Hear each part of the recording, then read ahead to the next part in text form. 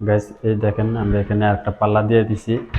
হ্যাঁ, এখানে looking glass আছে ভেতরে যাতে কোনো কিছু রাখতে পারে, এই জন্য আমরা এই যে এখানে ভেতরে দিয়ে দিছি জায়গা। দেখেন আমরা জায়গা আর কি অস্টিচ করি নেই, ঠিক আছে।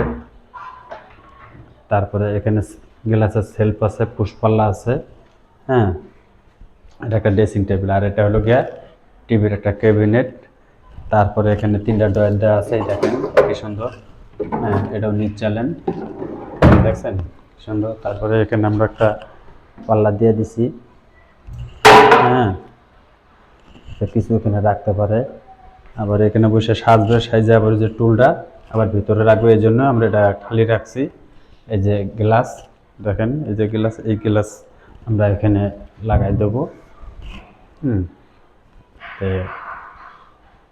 রং এখনও আমরা ফিনিশিং দিইনি, রঙের শুধু ফিনিশিংটা বাকি রাখছি। রঙের ফিনিশিং হয়ে গেলে আমরা এখানে গ্লাস লাগাবো, লুকিং গ্লাস। এখানে আমার গ্লাসের সেলফগুলো লাগাবো, পুষ্পাল্লা লাগাবো, এই জন্য আমরা গ্লাস লাগানো বাকি রাখছি। ঠিক আছে গাইজ, ভালো থাকবেন। আসসালামু আলাইকুম।